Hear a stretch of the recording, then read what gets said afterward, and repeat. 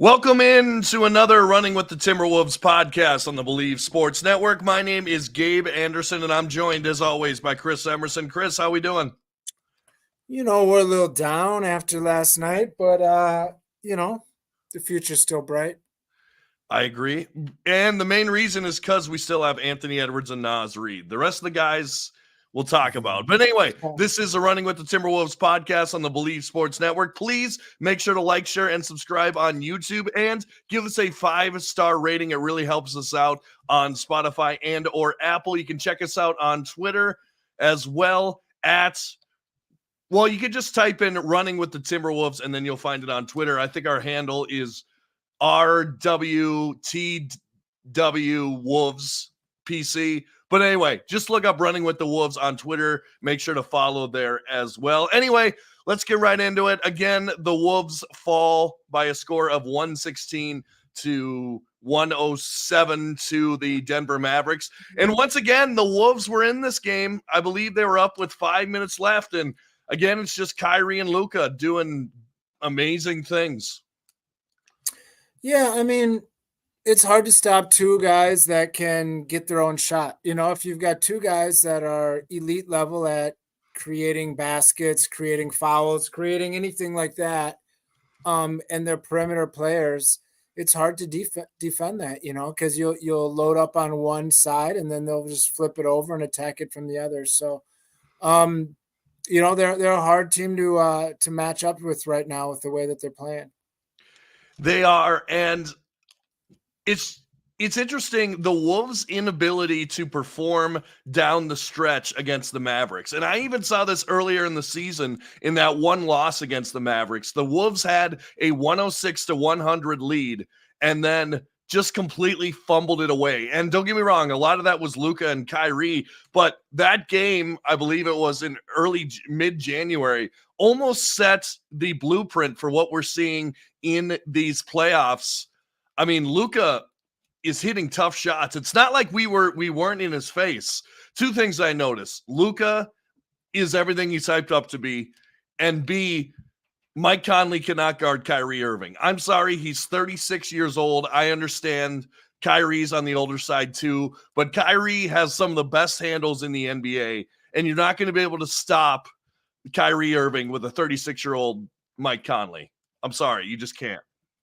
Well, I mean, we're not going to stop him with anyone on our roster, and that's the same with Luka. Like, you're not going to man up. Like, we've got as far as we have, being able to trust some of our defenders to play majority man defense and stay home on the other guys.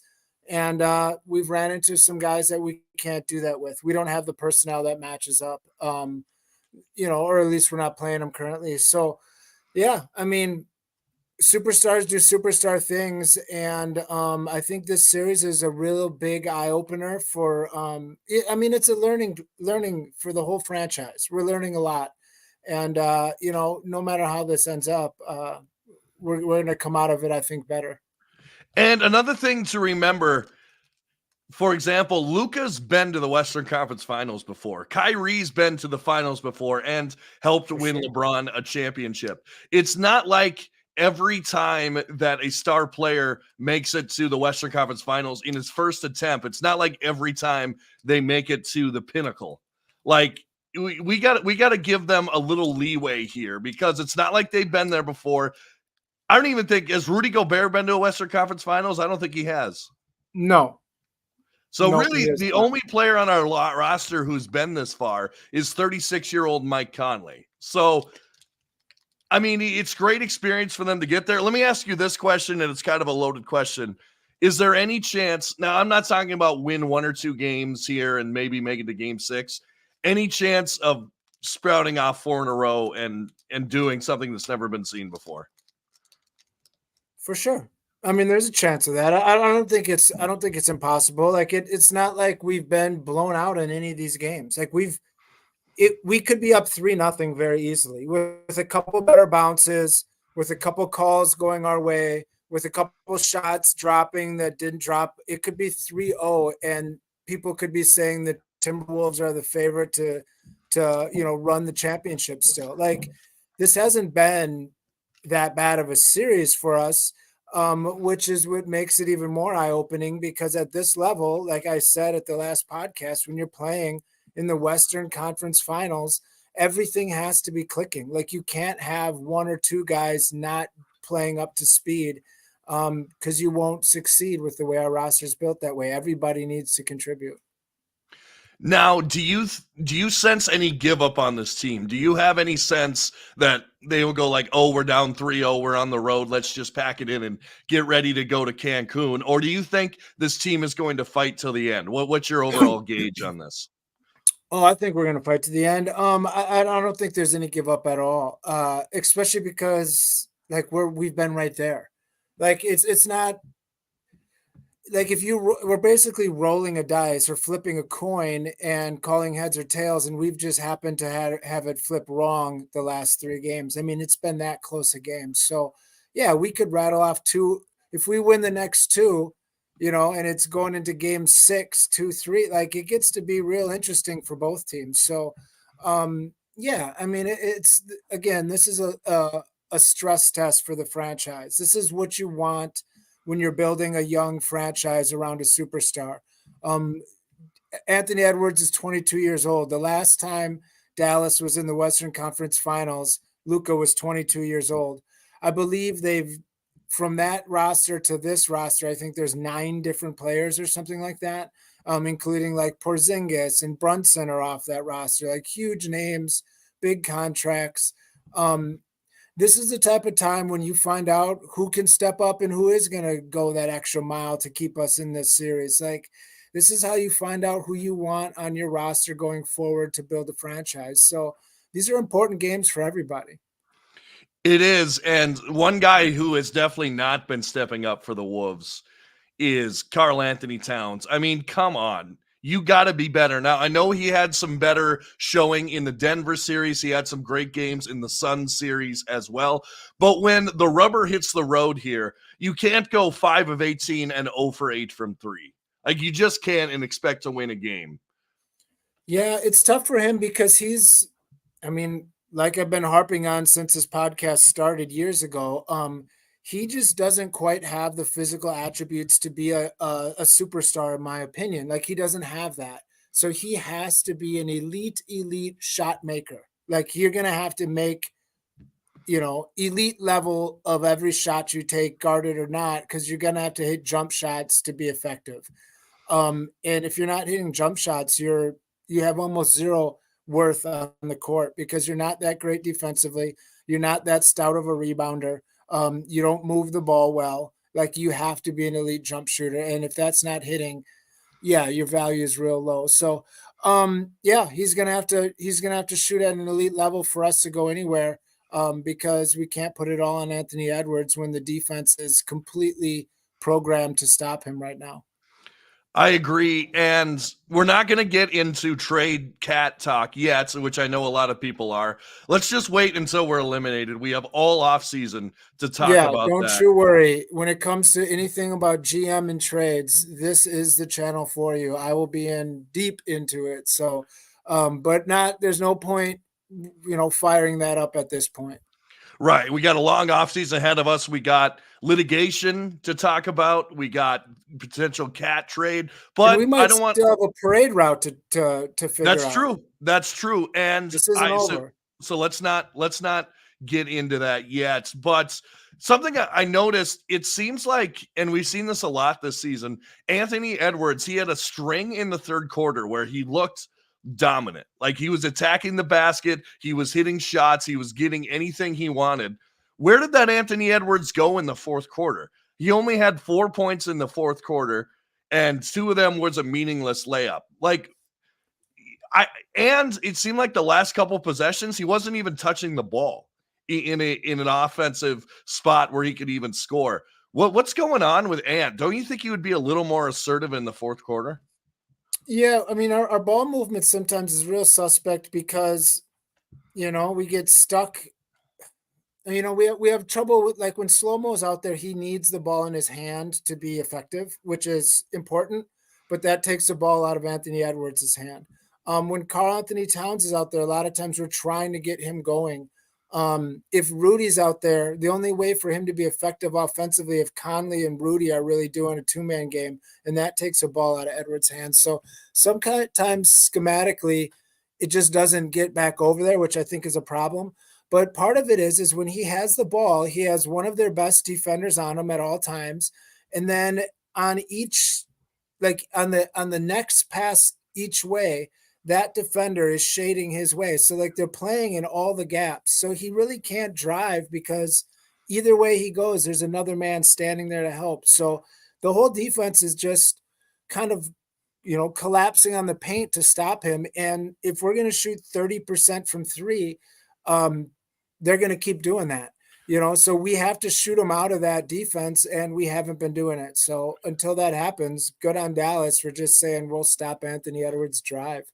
Well, should we take some of those advice from them? Because I did notice that it seemed like Luka Doncic got a lot of one-on-one opportunities. Now, granted, it is on Jaden McDaniels, who was a good defender, but still, I almost think we should throw some more doubles at him. And even if he throws out of it and they get occasional dunk, at least we're not getting torched every time by Luka Doncic, one of the best players in the league. It's puzzling to me. And let me top this with this question as well. Do you think that it's having any effect that Chris Finch is there, but in the background a little bit? Could Mike Nori, although a great assistant coach, been there for a long time, not necessarily be ready for a head coaching job in the Western Conference Finals? Yeah, I mean, he's definitely might not be ready to be thrown into it without any, reps to get, his calls or how he likes to see the defense or how he likes to make quick decisions. He kind of has had a hard hand pulled from Mike Nori, but maybe that would help some, maybe it wouldn't. I think a lot of it is just personnel. Like we want to keep Jaden McDaniels on their star player. And this is something I've been harping again for a year plus. It doesn't always work. It doesn't always work. Like Luka Doncic has no problem having Jaden McDaniels follow him every single play. He gets a little rub screen and then just puts Jaden right on his back and goes right to work. Like it doesn't bother him at all. So Jaden's causing zero trouble for Luka. So we might as well not. Like you said, we have to double. Like sometimes Jaden can't be effective. That's the real world. Like it's not like he shuts everybody down. So when that's happening, we're going to have to adjust. But the problem is our whole defensive system is built on guys being able to handle their guy one-on-one, and if we have to adjust from that, it kind of throws our whole scheme out the window, which at this point you have to do anyways, because it's, do or die. Yeah, and some interesting. It seemed like this game was almost the complete opposite of the first two games. For example, the Wolves had an advantage in the paint 50-40, and obviously in games 1 and 2, the Mavericks were dominating in the paint. I think they outscored them in the paint something like 102-82. But in this game, the Mavericks, to their credit, they were hitting from three. You're not going to win a lot of games where the other team shoots 50% from three. I mean, at times it seemed like some of those Denver games where they were just absolutely on fire. And that's what we said in the past podcast. For Dallas to stay successful, the other guys got to start hitting. And that's exactly what they did. Jaden Hardy, PJ Washington hit a couple threes. Derrick Jones Jr. hit a couple threes. And just, I mean, the Wolves only shot 30%. So, I mean, that's a 20% swing right there.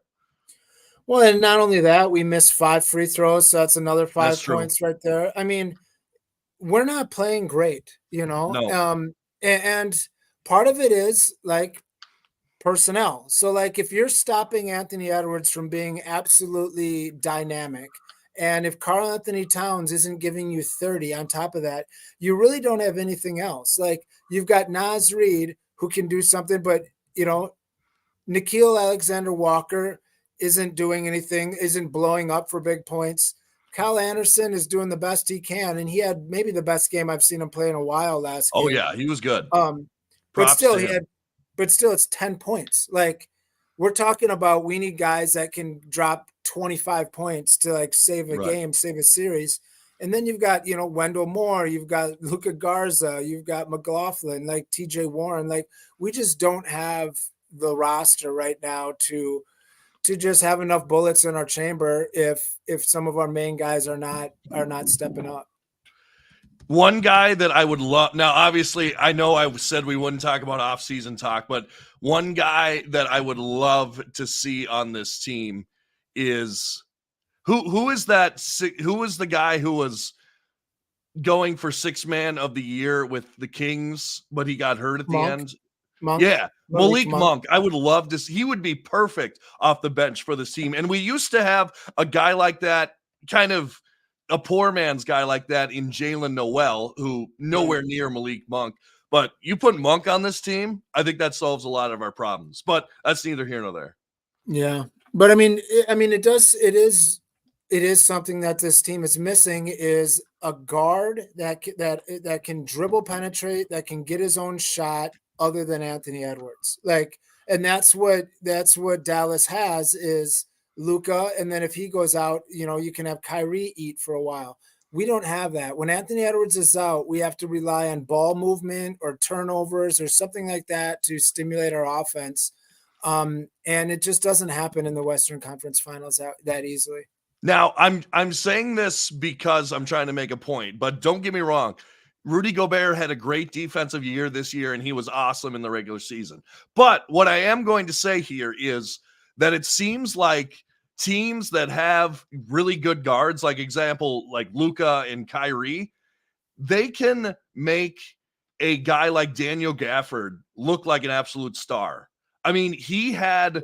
I think he had 3 or 4 blocks yesterday, 5 blocks the game before. Now, obviously, with this team, Rudy fits in really well, but I think that you can find guys, big guys in particular, through trades and signings that have a similar impact as Rudy Gobert down the stretch when you have really good guards. That's all I'm saying. Yeah, for sure. I mean, it's all about roster construction. Like if you can it's definitely can be done, and that's why a couple of seasons ago I was a big, Mo Bamba guy. I'm like, you give me an elite shot blocker who's 7'1" with 7'10" wingspan. Um, I'll throw him some lobs. You protect the rim, hit a couple of threes. We're fine. We're not asking much more than that. Um, but yeah, when you have an elite, Hall of Fame level, two Hall of Fame level point guards that can create their own shot and for others, it makes everything else quite a bit easier. It does. It does. And don't get me wrong, generational talents like Luka Doncic don't come by every day. So I'm not saying that I'm But we blaming have Tim. one.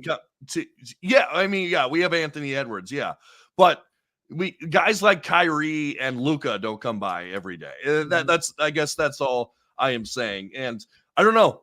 I think the only way that we come back and make this a series, I just feel like Anthony Edwards, he played well yesterday. I thought he had some tough turnovers, but I think he needs to go in fuego in for a couple games. I really think that he needs to just be everything that he's hyped up to be. Like, for example, the third quarter Edwards that we saw. I think we need a lot more of that if we have a chance. Just with Yeah, the playmaking of Luka and Kyrie. it's hard. I mean, it's asking a guy who's already playing maybe at a B plus or an A level to play at an A plus I know level. that's tough. It is tough when and it is kind of tough when you've got the rest of your roster playing at a C level, and you're like, Right. well, hey, the guy playing at a B plus level has to play at an A plus level, but maybe we have to because sometimes it comes down to some of those other guys just aren't it. Like when it comes to Western Conference Finals type game situations, there's only certain players that can really step up and win those games. And even if you look at Dallas's roster, other than guys catching lob dunks, which I'm not really giving them a ton of credit for that, other than the guard throwing the pass and creating the defensive mismatch. But Luka and Kyrie have done 90% of the heavy lifting for Oh yeah. Dallas. Oh yeah. I mean, it's not, those other guys are kind of all bums and could probably be replaced pretty easily, other than the big guard or the big centers, just because of the mismatch that they create. So sometimes it comes down where stars have to do what stars do. Yep. And, you know, we're seeing that maybe we don't have the right setup of stars currently to get us over the next hump, but even to get us to this level is an amazing accomplishment that builds, character and helps the team and franchise move forward. Yeah, and that's what I was just going to mention. When think about it, Wolves fans, when was the last time we had a shot? Like we had a shot in anything. And I know it's the whole, Minnesota sports, like it's going to let us down again. But I mean, look at where we were. And I hate to keep using this. Look at where we were before we drafted Anthony Edwards. We were nowhere. Sure. We're just drafting first. Yeah, we're drafting first. We're floundering with Karl Anthony Towns. Nothing's going good. Just look at the success that we've had since we've had Anthony Edwards. First, and I know Jimmy Butler did this, but I almost don't even count that. First, we broke the playoff echelon. We made it in the playoffs.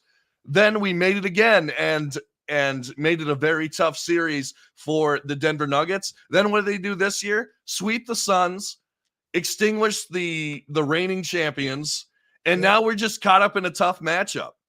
And we're not even losing bad.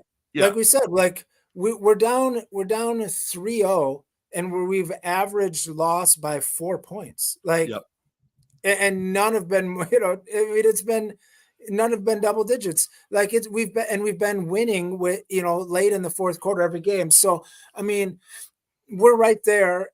Even if we get swept, you can't really, hang your head too low, because we've been in the games and we haven't played that great. So, learning experience, roster building. I don't think Tim Connolly is done completely yet. No. We've got a lot of moving pieces. And like I said, the last time Luka was in the Western Conference Finals, he was the same age as Anthony Edwards, 22, just 2 years ago. And he had Kristaps Porzingis and Jalen Brunson, playing with him. Like, complete roster turnaround. Sometimes you have to build around the guy better. And maybe that's what we need to do, is now that we found out that Anthony Edwards is that elite talent, and that's been stamped official, now we can find out exactly what his skill sets are and what his weaknesses are, and build around those properly. No matter what happens, this is great for Anthony Edwards and his experience going forward. Just a great learning opportunity for him and fun for us fans as well. But I got to say, I'm not ready to be done yet. No. I don't want, I want to go out with a fight. Like, I do not want to be swept whatsoever. Just, here's what I'm saying. Bring it back to Minnesota. Bring it back to, as Ant says, the crib. And then let's see what happens. Go out, win game 4, when all the analysts are just going to say, oh, it's over. They're not even going to try. Like, for like Indiana, they have it. And I don't know if Halliburton's going to play tonight. I haven't seen. I don't think so. But if he doesn't play, they have an excuse, right? A, we're playing Boston. B, Halliburton wasn't there in a game we could have really won. But we have no excuse here. We got to go in, do it on their court, and bring it back to Minnesota, and then we have a chance. Just take it game by game. And I know that sounds very like day one coaching kind of stuff, but really that's what they got to do. Just treat it like the NFL, where one game and you advance, right? Every game is a game 7 now on for the Wolves. Yeah, and I don't think there's anything wrong with looking at it that way. Get a couple wins and we're right back in this series. Momentum is a powerful thing, especially when the games have been so close. And, again, who says that this isn't the building of some magical lore of how, 22-year-old Anthony Edwards brought us back from 3-0 to win the Western Conference Finals. Like, you never know how this storybook is going to end, but either way, this has been a big learning lesson for our franchise, and we're going to benefit moving forward in multiple different directions. It has been. So are we saying Wolves in 7? I don't see why not. Yeah, why not? Mine as well, until proven otherwise. Mm-hmm. And this is the Running with the Timberwolves podcast on the Believe Sports Network. Chris, thanks so much for taking some of your Memorial Day to talk Wolves today. Yeah, no problem. Any day. And this is the Running with the Timberwolves podcast on the Believe Sports Network. Make sure to like, share, and subscribe on YouTube. Check us out on Twitter, and make sure to give us a 5-star rating or whatever rating you think we deserve on Apple or Spotify. And as always, go Wolves.